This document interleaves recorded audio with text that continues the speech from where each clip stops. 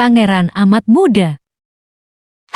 Suatu ketika di istana negeri Alas, sang raja bermuram durja karena belum memiliki anak di usia senja. Sebaiknya kita selalu berusaha dan berdoa, Tuhan akan mengabulkan doa kita, kata sang ratu dengan bijak. Beberapa tahun kemudian, mereka dikaruniai seorang putra yang diberi nama Pangeran Amat Muda. Sang raja membuat pesta besar karena bahagia atas kelahiran putranya. Semua rakyat diundang ke istana, termasuk beberapa hewan. Namun, ketika Pangeran Amat Muda berusia 10 tahun, sang raja mangkat. Karena Pangeran Amat Muda masih kecil, sang ratu menunjuk adik raja untuk menjadi raja sementara. Namun raja pengganti ini tidak disukai rakyat karena kekejamannya. Ia juga mengusir sang ratu dan pangeran. Sang ratu dan pangeran dibuang ke dalam hutan. Di hutan, mereka tinggal di sebuah gubuk dekat sungai. Suatu hari, Pangeran Amat Muda mencari ikan untuk makan malam. Ketika sedang memotong ikan, sang ratu menemukan emas dalam daging ikan. Ratu dan pangeran bersyukur. Kini, mereka tidak lagi hidup kekurangan. Bahkan, mereka bisa bersedekah kepada orang-orang miskin di sekitar mereka. Kekayaan dan kedermawanan Pangeran Amat Muda sampai ke telinga pamannya.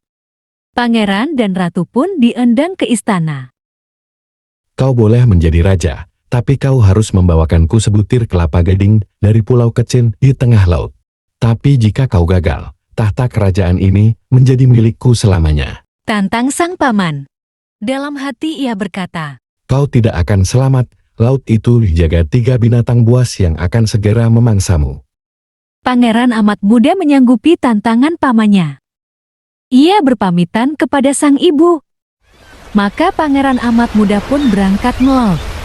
Di laut, pangeran bertemu dengan buaya raksasa, ikan paus, dan naga. Siapa kamu berani-berani ya datang ke sini? Tanya buaya. Aku Pangeran Amat Muda. Pangeran pun menjelaskan maksud kedatangannya. Beliau juga menceritakan kisah hidupnya, juga kerajaannya yang kini dikuasai pamannya. Oh, rupanya kau amat muda, putra sang raja. Rupanya kau sudah besar. Aku kenal dengan ayahmu. Dulu aku datang waktu pesta kelahiranmu. Baiklah, akan kupetikkan sebutir kelapa gading. Sang naga pun terbang ke pulau di tengah laut. Dan kembali dengan membawa kelapa untuk pangeran. Terima kasih naga, kau telah menyelamatkan aku dan rakyatku. Keesokan harinya, pangeran kembali ke istana dengan membawa kelapa gading.